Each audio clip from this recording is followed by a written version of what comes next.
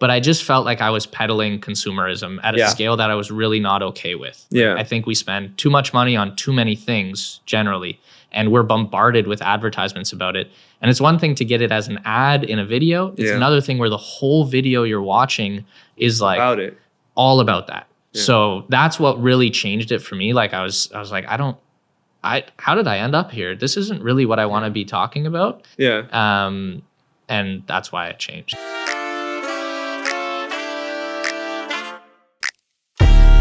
Welcome to Season 2 of Behind the Business. I'm your host, Faheem Savja.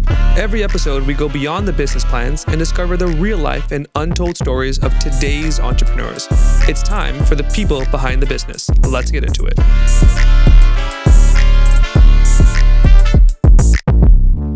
Hey there, just a quick note before we dive in. Alongside Behind the Business, I run a small consulting practice called Savja Advisory. We work with fintechs, founders, and financial institutions. Whether it's product strategy, partnerships, or business transitions, we're in the business of helping small businesses and those who serve them succeed. If that's you, check us out at savjaholdings.com/advisory. All right, back to your episode. Sean, man, thanks so much for joining on Behind the Business. Thanks for having me. I appreciate you being on. I was so excited to chat with you because I think your story is very different from a lot of entrepreneurs that I've spoken to on the show and outside in general. And maybe I'm just getting old and understanding the whole YouTube lifestyle is so different. Even though, we're around the same age and you started off early in the YouTube game, right? Like basically after graduation, even before then, right? You mentioned you've been in the YouTube world for a long time. Tell me about that. I started making videos in high school. Nice. Posting on YouTube, but nobody was watching them. So I guess technically in the YouTube world for a long time, but not seriously until in university. Yeah, that makes sense. And I mean, even afterwards, right? I mean, I think, It's Your Boy and Team Albo and all of that journey. Like if I look back even at your channel now, there's like 2.3, 2.4, like millions of subscribers, right? What was that like in reality? Like behind the scenes, your day to day, creating videos, posting them. I don't think a lot of people, know what that's like. Like, what was that like for you? Yeah, it's hard to explain. It's not like anything else you would do in a regular job. Or like I guess a traditional. I mean, entrepreneurship is typically not traditional. Very true. It's unique for every person. So that way, it was definitely unique. But it's really hard to explain because especially in our situation, because we were also a group of people making videos. Right. We weren't one person making a video on your own, which made it a lot easier. That's one of the first pieces of advice I give people who are trying to be YouTubers, like find some other people and make videos with them. But it was just like full immersion. Every day, it was a house of 4 of us. You guys lived together. We lived together. So 4 of us, and then there's 2 or 3 other guys who would be at the house every day. And every single day, somebody was filming something. So either I was making a video or I was helping somebody else make a video. So there's no hours. It was just working all day, every day, taking breaks kind of here and there. But there was no structure to it because we were a bunch of young guys too. Like we didn't really, I don't know if we wanted structure or if we could even make structure if we had wanted it. But there certainly wasn't any. And so, it was just nonstop, head down, kind of working, but also having a lot of fun because you're just living with your boys, like making videos every day. So you're doing stupid stuff. We're lighting things on fire in the backyard. We're doing crazy science experiments, but definitely unique and hard to explain. Yeah, for sure. It's fun content, right? Like, I mean, the hope, at least I think, is you can look back at that stuff and you're like, man, like, we had some good times with the guys. Like, that was really fun. That's kind of like, obviously, it was great from a success standpoint, and financially we did well. But like, one of the things I never thought about at the time was the gift of having all of that content to go back and look at. Like I have videos with all my friends. I even have videos with my family because I started vlogging, and so like people who have passed away that I can go back and watch videos that I have with them. That I never really thought about that, but I'm like, wow, this was such a gift that I was able to make all of that content and go back and relive that. And like one day have kids and look at those videos and they'll probably be like, dude, you are insane. A lot of people meet me and they're like, man, you're not like you are in your videos. And so it's like, it's going to be funny to cross those different like moments in life and look back on the videos, but it's definitely great to have a library. What's that like? You mentioned you're not like what you are on the videos that I saw and all that stuff. And I think I've met a few creators who have a similar kind of approach where like they are very different from what they are on screen. Why is that? Like, what is it about being in that environment that is a little bit different than the way you are every day? Yeah, well, one, if I was like that all day, every day, I would be so tired. Like I would just be exhausted because it's like max energy for short bursts of time. It almost feels like you're playing a sport. Like when you play, if I couldn't play soccer for 12 hours a day, I would just collapse. So like when you film a video and your max effort, your max energy, after an hour, like you're tired once you're done. Yeah, I mean, you might even notice that sometimes with podcasts. Like there's a different level of work your brain has to do. Or awareness. Awareness, exactly. So it's like, it's tiring. So you might find moments, like if we hung out a lot, you might find moments where you're like, oh, that's the guy from the videos. But I'm not always like that. And I think that's the misconception is people are like, oh, you're always like that. And it's like, no, I would just have no. Yeah, exactly. So, but the way I kind of explain it is, it's a exaggerated version of myself. So it's still me. There's still elements of me there. I'm not like a completely new character. I'm not an actor, but I'm embellishing things a little bit. And it's like a very excited version of me. Like me as a kid opening Christmas gifts. Yeah, I got That's the same energy that I try and bring to the video. But for the whole video. Yeah, exactly. Yeah. Apart from just editing and all that stuff. I think you had shared a story with me once that one of your friends had said, hey, like I started making money somehow. Yeah. Right. Tell me about that. And like when you realize that there's something here. Yeah. Initially you couldn't monetize on YouTube. Like it just wasn't even an option. And then eventually YouTube instituted a monetization policy, but it took a while to bring advertisers over. So like people were making a bit of money, but nothing substantial. And then at some point that really changed and most people didn't know it unless you were actively making the videos. And two of my friends had pretty big channels at that time. And one of them had really started to have a couple big months. And I remember him, we were filming a video and we were waiting for some of the other guys to finish. It was my friend Charlie. And he was like, I can't remember the exact amount, but it was something around like $6,000 he made in 1 month. Crazy. And we were like, wait, what? Like, that's a good full-time job.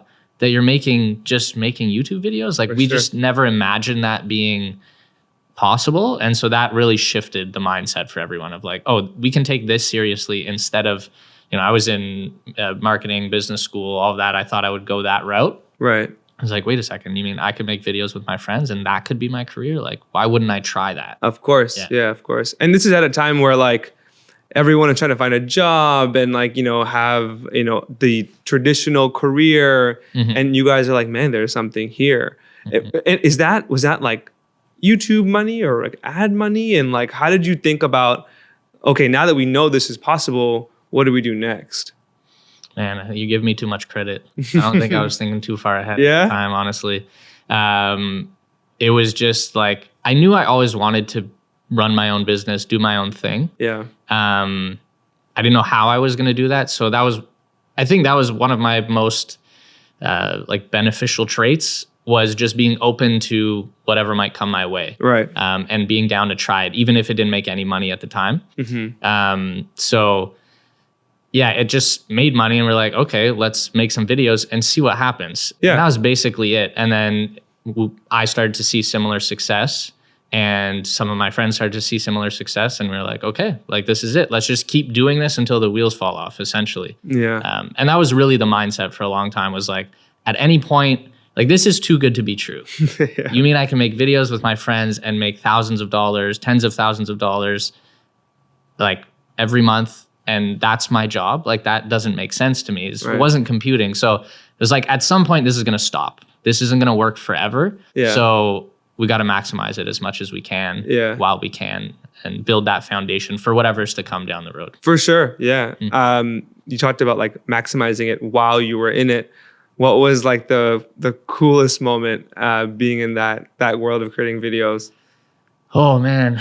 I mean, like probably one of the, like, if someone's really into the YouTube scene, like I remember when Fortnite first came out. Well, not first came out, but like a year or two into it. When it was at its kind of peak, and they had the E3 conference, and I went to that conference, and all the celebrities were there, all the Fortnite players were there. They were all competing in a tournament. And everybody kind of came to the city at the same time. And this was also, I don't know if you're familiar with the Logan Paul KSI beef, but I remember. Sort of. Yeah. So anyway, if you're into that scene, this is maybe interesting. If you're not, you're like, who cares? But we went to a party, and like, this was before the fights started happening. The whole boxing scene that came out of YouTube started happening, or it was like about to start happening. And Logan and KSI like met up right in front of me, and we're like pushing each other and about to start a fight. And I was like, oh my God, this is like a moment in history for YouTube. But that was more if you're into the kind of like the big names and the celebrity around things.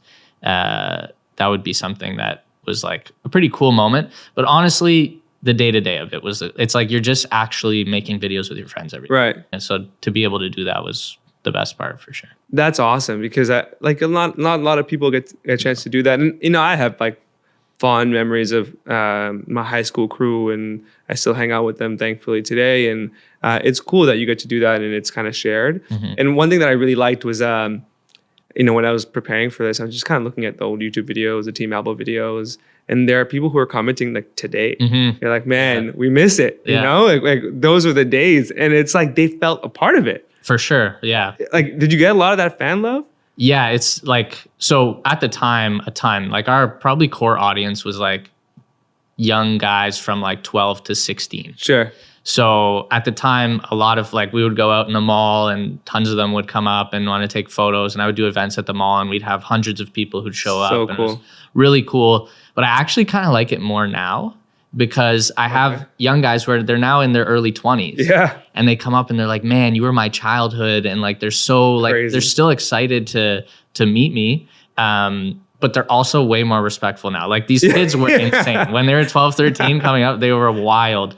So now it's like, it's a much more wholesome like meeting. And it still happens. And they come up and they're like, man, you're my childhood. Like, I have so many great memories watching you guys. And stuff like that. So it's really, or like, I got married recently, so comments on it are like, man, I can't believe you're married. Like, I used to watch you when I was a kid and all that stuff. So crazy. Yeah, it's cool.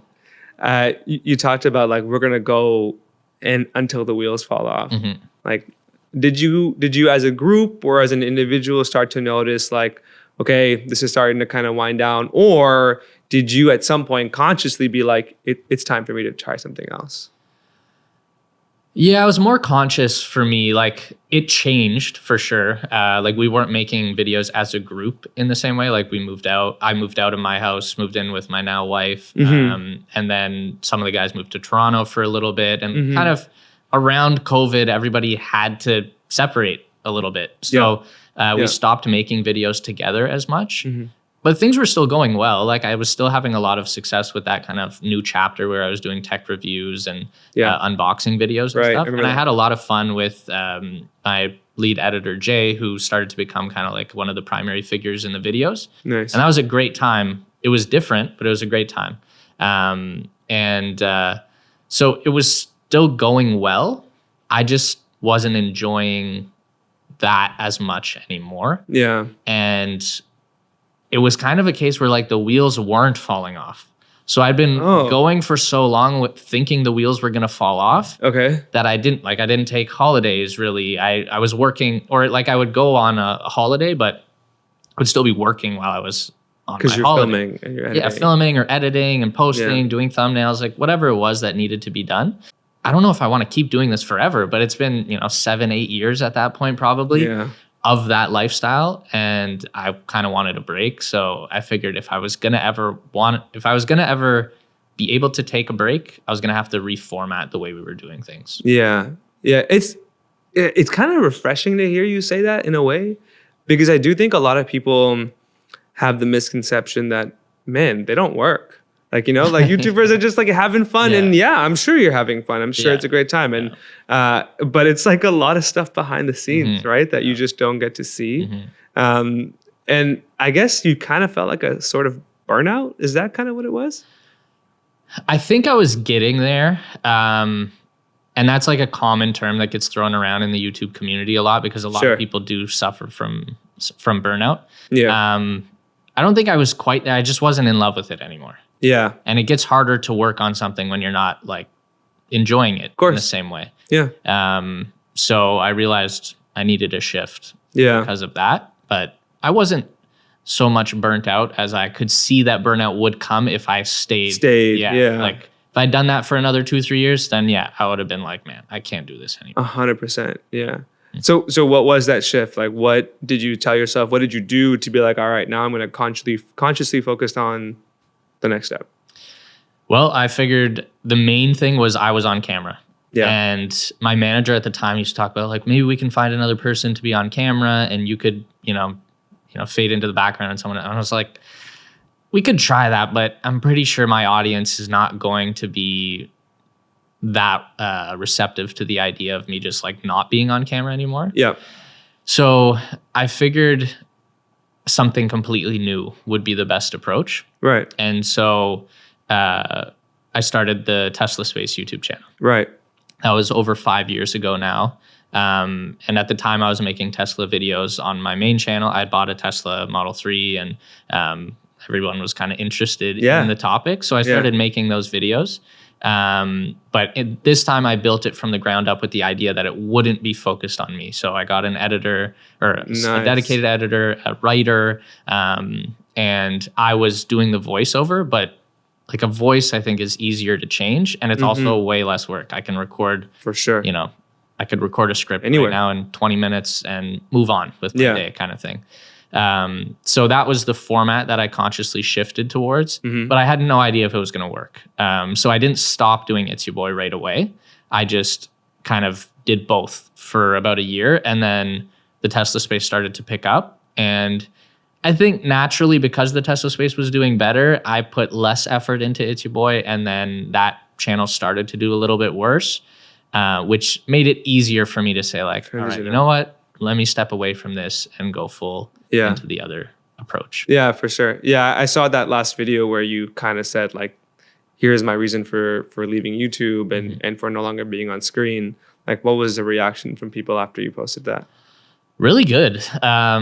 It was very supportive. Yeah. I think people understood where I was coming from and they were sad to see that chapter end. Like there's a lot of comments that were sad but supportive, which honestly is, I couldn't have asked for anything more. For sure. Like I had such a great community of viewers who didn't just care about what I was posting. They actually cared about me, which was weird, like crazy to say, right? It's hard to think that that's the reality. Yeah. And until you post a video like that, where you're a little bit more vulnerable and open about what's going on in your life, you can't really connect with people like that or gauge whether there is that connection. Yeah. And it was way more than I thought it would be. Yeah. It was great. Like when I posted that video, it was such a relief and like a burden off my shoulders to kind of like address it. And to see that support made it so much easier for me to be like, okay, I'm going in the right direction. For sure. Yeah, for sure. And now like it seems like it's led to even more things, right? I mean, you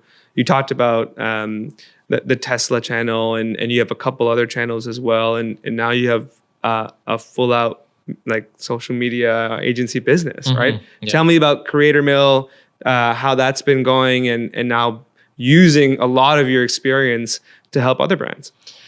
Yeah, I've been very fortunate. Like I've been doing this for a decade now. I've got my 10,000 hours in content creation. So I like to think I'm a master at it. There you go. Initially, I thought it was just YouTube, but really it's storytelling. For sure. And how do you adapt that to the different platforms, which I thought would be very hard to go short form, but it was much easier than I expected. And the systems that I had used to grow my YouTube channel are the same systems that I used to grow Instagram, TikTok pages for some of our clients. Yeah. And they work really well. Yeah. So now we shifted. I'm not doing anything on camera anymore. And the Tesla Space was the first one we started. And this was also 5 years ago, long before all of the craziness that is now centered around the brand. Yeah. Where I'm worried my car is going to get vandalized. Oh God, I know. But which a lot of people think like, oh, you must love Elon Musk. I'm like, look, man, I don't know what the hell's going on right now in the world, but I have a Tesla Space channel. It doesn't mean I have any political affiliation with it, but a lot of people think that. So but yeah, that was doing well. And so we started a second channel called The Space Race because we would talk about space exploration on the Tesla Space, and there's a huge audience for it. And that channel is actually doing better than the Tesla Space now. They're similar subscriber levels, but significantly more views on the Space Race. And then kind of branched out into a few others. So now we have 4 like really successful running channels that are doing well. And then we have a few that we're trying to get off the ground. But so we have the Tesla Space, this Space Race, Red 5, which is about Star Wars. So very different. I mean, it's still space, I guess, but it's more like, you know, the Star Wars fandom. For sure. And then the other one is called More Lore, which is following Warhammer 40,000 and fandom. And then we just started one called Echo, which is about Fallout, which is a video game. So trying to get into that world a little bit more. It's very evergreen. So people who are into those hobbies like love them and they'll watch that stuff forever. So we're shifting into that a little bit too. And those are the channels we have now. And we're always kind of looking for more channels. But last year, one of my friends who I was on the YouTube journey with, that we like bought that house that we all lived in together, Jad and I started doing B2B stuff. So we're now helping businesses in Ottawa, some outside of Ottawa, with their social media short form content creation. And there's been a ton of demand with that. We work with some of the like more well-known food franchises in the city, like Shawarma Palace, Gabriel Pizza, and Holy Confections that was on Dragon's Den, a few others. So yeah, that's been going well. It's been a lot of fun. It's a nice change too, because YouTube is very up and down with revenue. You never know if you're gonna have you can have a great month and think you're on top of the world, and then have a bad month following that. Whereas B2B is a little more steady because it's like, cool, we know what's coming in every month. Which is great. It's so funny you mentioned that like B2B is a bit more steady, because a lot of people, when they start like a completely separate business, like they do go through those, those waves, but like you have the benefit of like knowing these platforms so well and like knowing what works, right? A lot of people, just like even speaking from my own experience, want to get better placement, is that the word, on social media, or getting the right spot, especially when they're small local businesses who want to grow and want to expand and realize that like, they have no choice but to be present online, and just may not have an understanding of how it all works. So the model that you're doing, I think, is like solid. Is that with your first few brands that have come on to work with you at Creator Mill, was that the problem that they were facing? Yeah, I think it's a common problem, is that a lot of businesses know they need to be on social media, but they don't know how to do it. Exactly. And it's kind of like the misconception that was there around YouTube and content creation, that like, oh, it's easy and it's not a lot of work and like anyone can do it. And that's just not the case. It's like probably one of, if not the most competitive industry out there. Everyone wants to be an influencer. Everyone you're battling wants for space. To be a creator. Exactly. And it's so saturated now. Maybe 10 years ago, you could make something and it could be low quality or whatever, and it could do pretty well. Like when we first made videos, it was 5 guys eating 100 Timbits as fast as they could. That's not going to fly the same. I mean, depends. It's possible. It may, but it's not going to fly the same way as it did back then. So times have changed a lot. And it does require a lot more effort and scripting and concepts and just understanding the platforms to actually see the results that people want. But what most people are doing is they're hiring a 23-year-old fresh out of university who's never had success on social media, but uses it a lot and think that that's going to give them results. And some people are paying, $4,000 to $5,000 a month for this full-time employee. Wow. And you could hire us for the same price. And we can either support that person and actually teach them how to do it, or we can just do it all for you and you don't have to think about it. But it's like anything where, if I just decide I want to start a podcast and I have no idea how to do a podcast, it's going to take time. And most people don't have the patience to learn that themselves, or the time to learn that themselves. So that's where we come in and kind of that's awesome. Help them see results faster. Yeah, for sure. And I think like you're right. Like people are just competing for eyeballs, right? Like competing for views, and it's a tough market, especially when you're a small business who's trying to make it, right? Yeah. That's a partly, to be honest with you, a reason why I wanted to create a platform like this that not only shared the fact that there were these small businesses and that they exist, but like what their actual stories were behind them, right? Yeah. A lot, this word or this concept gets floated around a lot now, like the founder influencer, Yes. right? And how they have to be present on social media all the time. And, you know, for potential small business owners who are watching this, like, what's your advice to them to be like, do you as an owner or a founder like need to be front facing?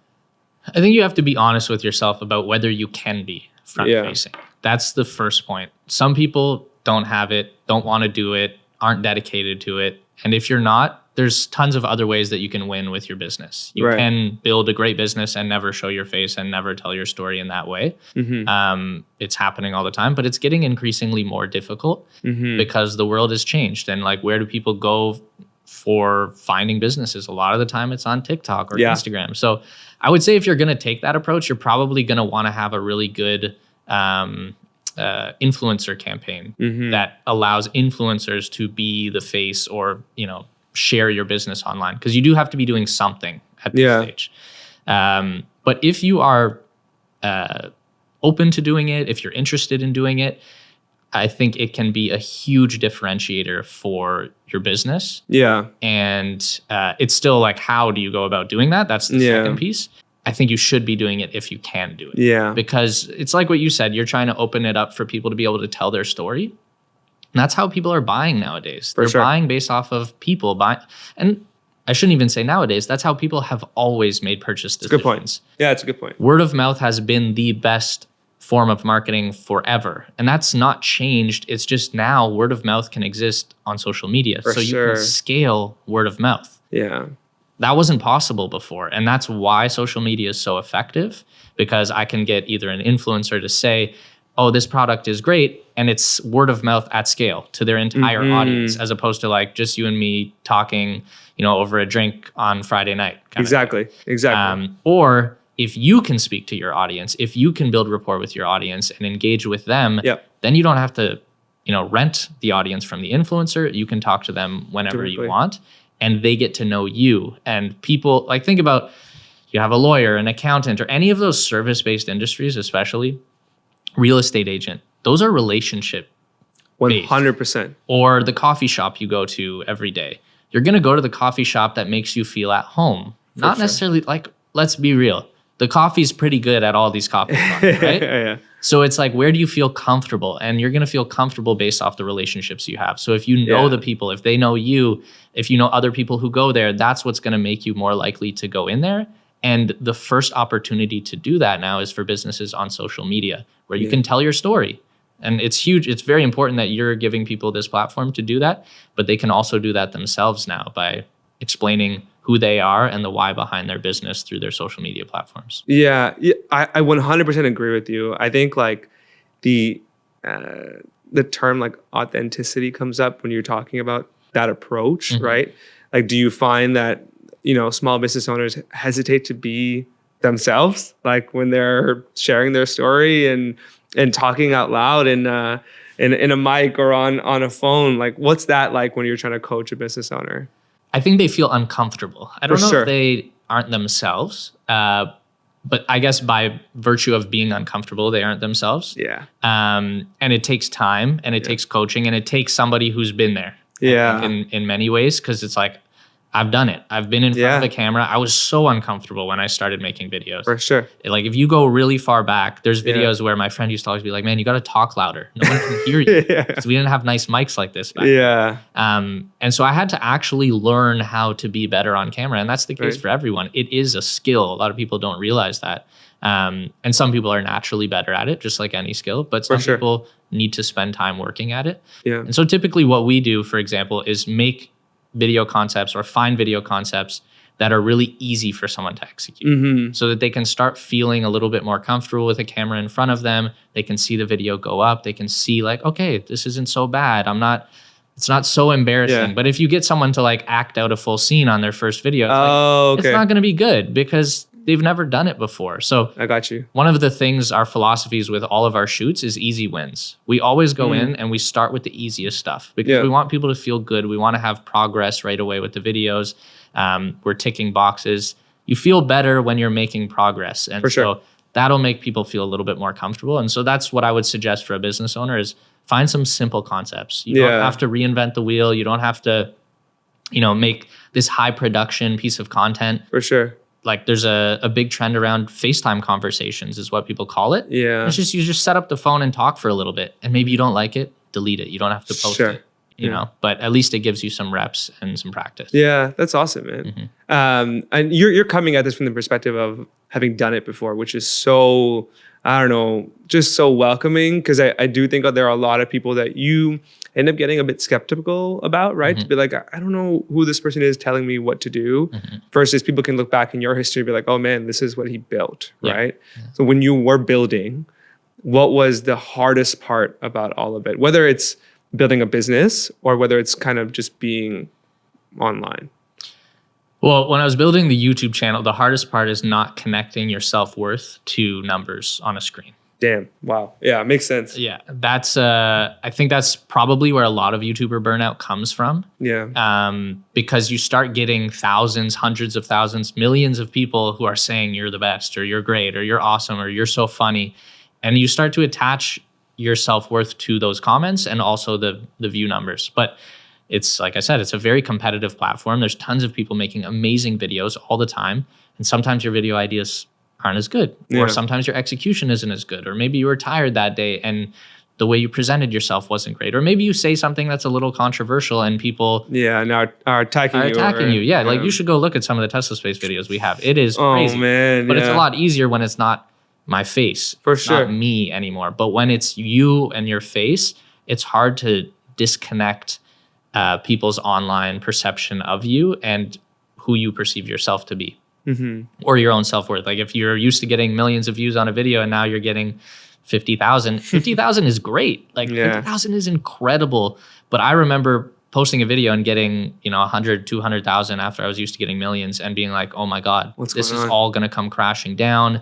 Nobody likes my videos anymore. I'm not funny. Like those are things you go through. And a lot of our originals team, they go through it too. Even though they're not on the camera, it's their work, they're writing stuff, they're putting it out there, and people are saying comments about it, or this is wrong, you're stupid, whatever, or the video is not performing well, and then they think it's them. And I always have to remind them, and I can do the reminding because I've been in their shoes, right? Where it's like, it's not necessarily a reflection of you or your self-worth. Like, this is good work. Sometimes you can make really good videos, but it's not the right time. Maybe the audience size isn't as big as you expected it to be. Sure. Like there's a lot of factors that impact viewership. So now that I understand those things, it's a lot easier to speak to it. But it was very difficult during those first 5-6 years when nobody was really doing that. Not many people were talking about the mental effects of putting yourself out there for millions of people to like or hate and what comes with that. Man, I can guarantee you that a lot of people who don't have experience on that side have ever thought about this. Like I know I have a lot of friends, myself included, who would, watch a lot of cool videos, and especially back in the day, right? When the concept that you guys were putting out was like really popular and it was really fun to watch.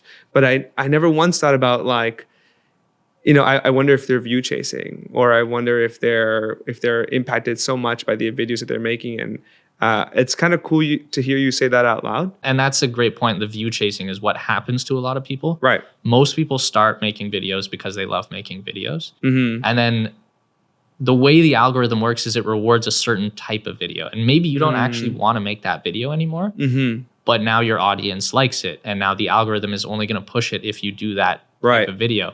And so people end up kind of just one-upping themselves in a direction that they don't even want to go. And that's kind of what happened with me. I started doing the unboxing and tech review videos, and that was just because it was working. And I didn't know what else to do because I was used to doing, science experiments with my friends and, challenges and all that stuff.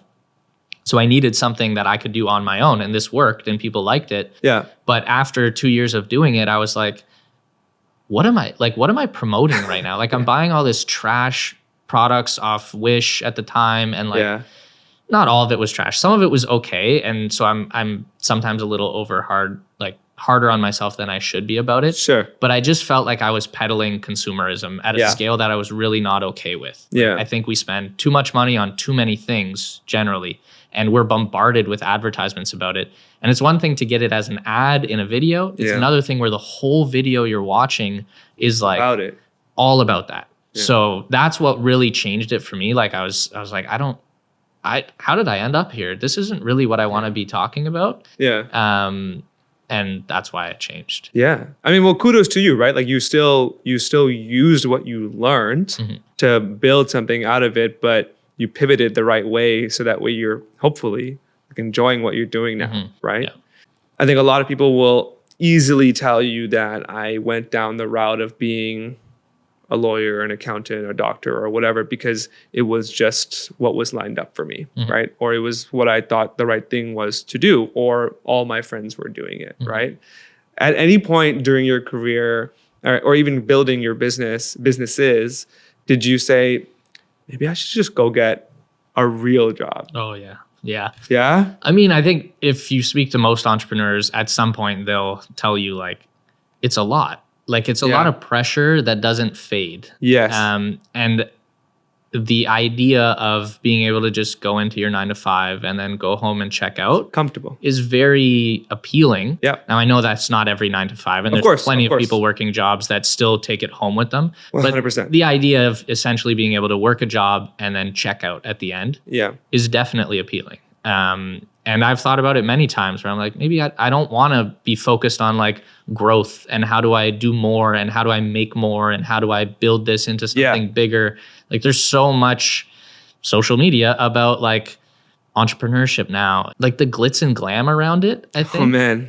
That make people think like, oh, this is amazing and everyone should be an entrepreneur and oh, this is awesome. Like why wouldn't you try and be it? And like there's a lot of reasons why you wouldn't. And so I think about it all the time. I'm so glad you brought that up because, and it's come up a bunch on this podcast as well, where I think there's a dangerous concept of glamorizing entrepreneurship right now. And not to say that it's not a good path. It is a good path. It could be a lucrative path. It could be something that could allow you to chase your dreams. But if you chase it for those reasons of like that glamorized like outlook of what it could be, it may not be all that you thought it would be. Yes. 100%. You know? Yeah. And I'm glad you brought that up because in reality, it is very much a grind for any type of business that you're building, whether it's, YouTube channels, whether it's a business, whether it's, a social media agency, whatever it may be, a shop. It's a grind, Yeah. And I'm glad you brought that up because it's the reality of it. Yeah. And I feel like not a lot of people talk about it. Yeah. I'm starting to see more of it, which is nice. But it's like, I almost feel like we should glamorize like just working a normal job and like having great work-life balance and like, spending time with your kids and all that. Like those are great things that we don't talk about enough. Yeah. Like obviously you want to have aspirations and, of course, and push things and whatever, but there's a pro and a con to everything. For sure. 100%. Yeah. In your like family upbringing, was there always like an entrepreneurial spirit? Did that come from somewhere for you? Yeah, or your mom? Okay, tell me about that. Yeah. My mom, and we talk about this all the time, but my mom references it for her. So she grew up on a farm. Got it. Farming is like the OG entrepreneur. 100%. So she grew up on a farm, left the farm, and then started her own interior design firm. Wow, nice. I think a year after I was born. Mm-hmm. So she took a big leap and left the cushy 9-to-5 job to try and do that. And that's all I ever knew. Like, from no way. The day I would like the basement of our stack town. Well, not even the basement, the main floor was converted into the office. So some of her team would come in, like her business partners, and they would just work in our house. No way. Since I can remember. So she's always been doing that. And one of the best things is she always had great work-life balance. So she didn't really push like, I need to become a billionaire off interior design. Right. She would put firm kind of rules for herself where she knew the kids were, like me and my younger sister were home at 3. And so she would end her days at 3. No way. And she would come home and she made good money, but nothing crazy. But she was happy and she did the thing she loved and she got to spend time with people that mattered to her. So I feel like she is like my idol in that regard. Like she's done such an incredible job with it. And she worked very hard and she's very smart and very successful. She won the Women's Businesswoman of the Year award when I was in grade 12 or 11. No way. Actually, no, maybe grade 9. But yeah, so she won. You're a kid, yeah. So like I got to see that, which, I think people ask a lot of times about, why did I go down this route? And it's like I saw it. It was right in front of me. It wasn't this like thing that was difficult to achieve. It was just normal. So I always thought that I would try and do something like that. Yeah. That's killer, man. That's so cool. I don't think a lot of people have that in their families, and it's cool to see you kind of use that in the right ways. And now, I mean, like, you're married. Both of you are entrepreneurs. What's that like? Pushing each other. Do you push each other in certain ways, entrepreneurship wise? I don't know. I'd be curious what Olivia would say. Yeah. I think we support each other more than we push each other. Yeah. But it's like Olivia's a good example because she was working a 9 to 5. Well, probably like a 9 to 9. Yeah.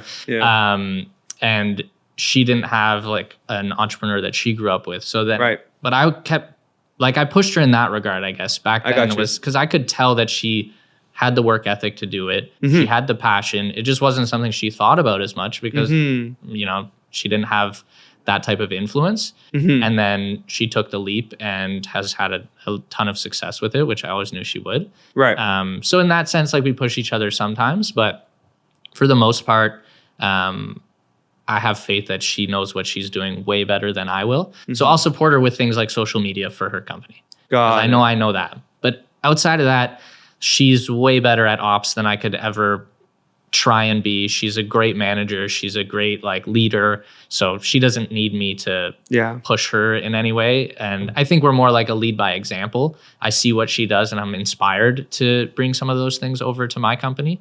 And maybe I do that for her sometimes too. Yeah. But it's nice to just have someone who understands what you're going through. So when you come home at the end of the day and you're explaining it, they get it right away. So that's definitely the best part. That's awesome, man. Shout out to Olivia and your mom. Yes. That's really cool, man. Yeah.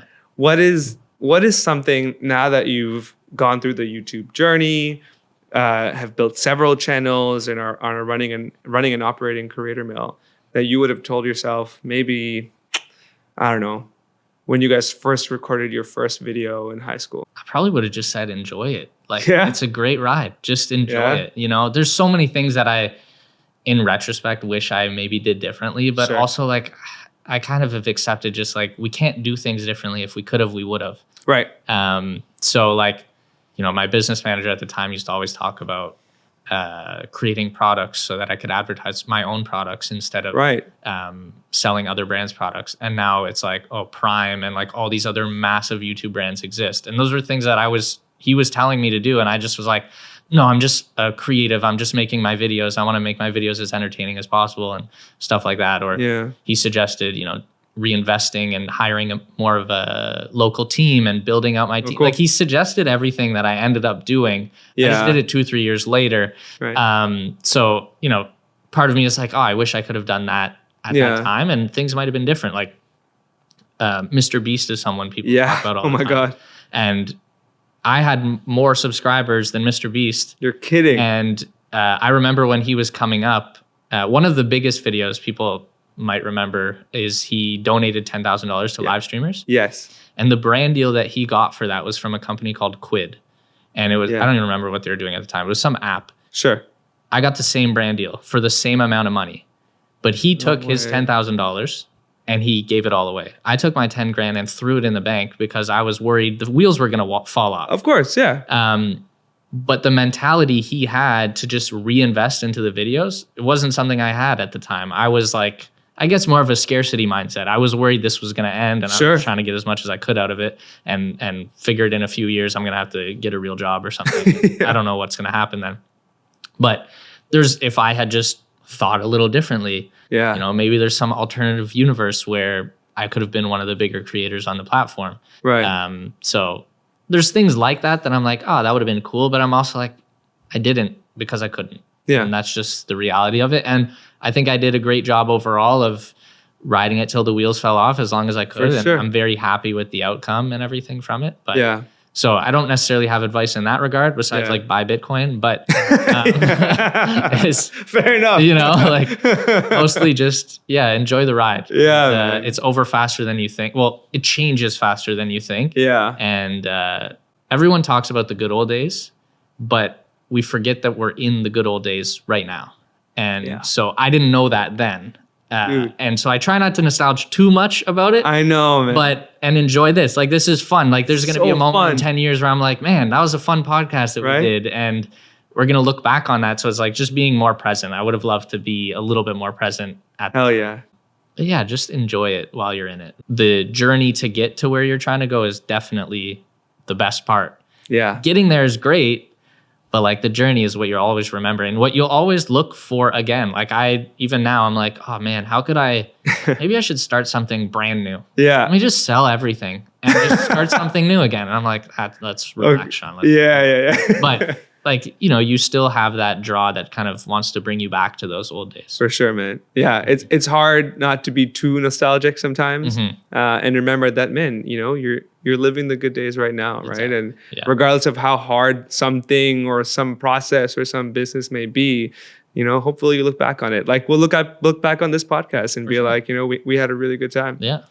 Dude, Sean, thank you so much for joining me. I had a blast. It was a world that I didn't know very much about. And I certainly have come out of this knowing just maybe a little bit more. And all the best to you and Creator Mill and all the channels you're creating. And I'm really, really happy to see you supporting other small business owners who are trying to grow with you as well. So thanks for being on, man. My pleasure. Thanks for having me. And good luck with everything you've got going. I appreciate it, dude. Thank you to everyone who's joined on this episode of Behind the Business. My name is Faheem Savja. I'm Sean Callaghan. And we hope to see you on the next episode. Thanks for tuning in on this episode of Behind the Business. If you enjoyed it, do me a favor, share it with someone who's on their own entrepreneurial journey or thinking about starting one. Also, follow, subscribe, and leave a review whenever you listen. Lastly, keep up with us on Instagram at BehindTheBiz_POD. Until next time, keep dreaming, keep building, and keep listening. This is Faheem Savja signing off from Behind the Business.